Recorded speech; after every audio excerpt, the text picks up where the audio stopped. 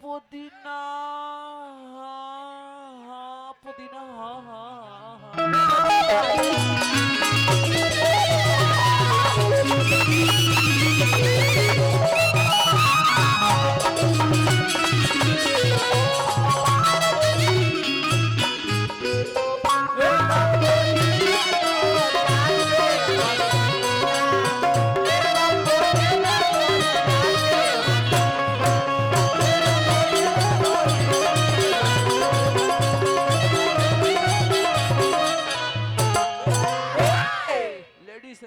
में अभी हमारे चुनू ने पेश किया, ले लो पुदीना।